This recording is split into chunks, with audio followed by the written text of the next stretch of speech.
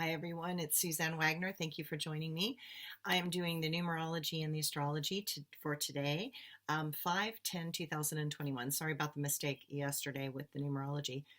I always do these a day in advance, and then in the morning I'm suddenly doing the numerology for that day when it was the day before a minute ago. It's so crazy. Anyway, I got myself confused. Apologize. So today is 5/10/2021. Yay! And we are doing the number 11 or the number 2. So as you look at these two numbers, it shows that we need to breathe in and breathe out.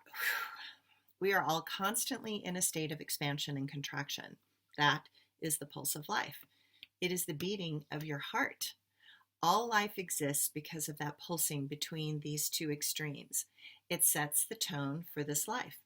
It sets the stage for the drama of duality. And this exists, and we live to experience this fantastic game of life in this particular dimension. While the expansion and contractions seem restrictive, we can stretch a little bit more each day. Slowly, we climb step by step out of this existence and into the potential that we know is within each of us. Today, remember that you can always do something to stretch, and why not start today? We are more wondrous than we can imagine. Why not be willing to discover what that might be? The astrology today. The moon comforts us as it is in Taurus. Simple things are desired and wanted, such as a good meal, a warm bed, a cozy garden, a great book, and those we love and care about close by. Sometimes we cannot have all of that in one moment, but we can recognize the value of just a few more calm and regenerative experiences. Because we are near the new moon, it supports a natural pause to reflect on where we have been and where we intend to go. What is clear is that each of us is being asked to grow mentally out of our narrow and limited bubble and see a bigger world that is inclusive rather than exclusionary. It is time for us to recognize that we need to act in a more mature fashion. Our words and actions show others the level of awareness that we are existing on. What we reach for is where we intend to go, and that is important to help usher new ideas into a world hungry for change and real tangible growth. Mercury and Chiron present a doorway for each of us to step into a more healthy dialogue with others. We are finally ready to actively engage problems rather than spend so much energy in denial, avoidance, and blame. This shift might be subtle, but it is vast and profound. I am grateful for this energetic shift. That does not mean things will be smooth. Insecurities always arise in such moments. We need the discomfort to find the motivation from a world filled with resentments to move off its old position finally. Each day gives us another opportunity to shine, and each day we are shifting slightly, and that is very good news. Sorry, I've been out in the garden all morning redoing my watering systems, and the pollen is happening. So, my quote for today. Tomorrow is a day when all can become clear if we are willing and ready to hear that which will come and change what we know. Only then can mankind begin to grow.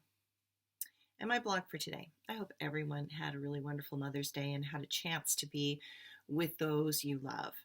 On television on CBS Sunday morning, I heard a statistic that said that 46% of people call their mom every day and 33% call at least once a week.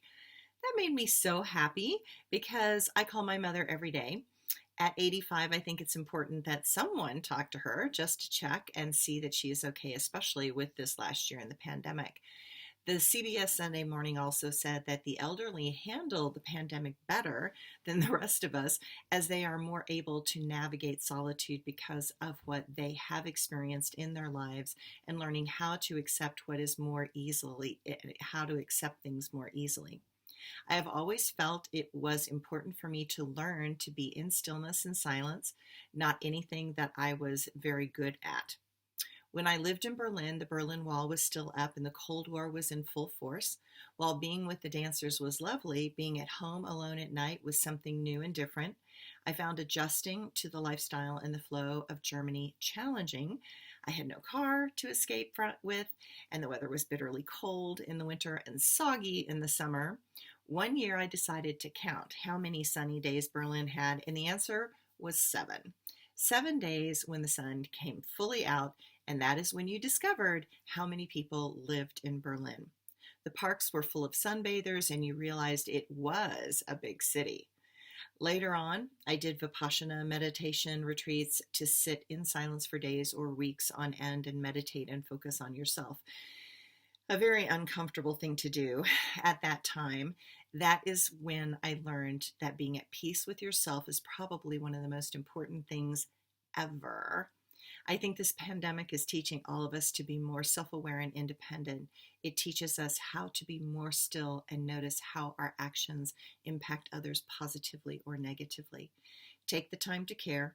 Take the time to look deeply at those souls that walk this path with us. Recognize that the warriors that were brave enough to take the risk are here. They are your brothers and sisters in this karmic dance. Thanks, everyone.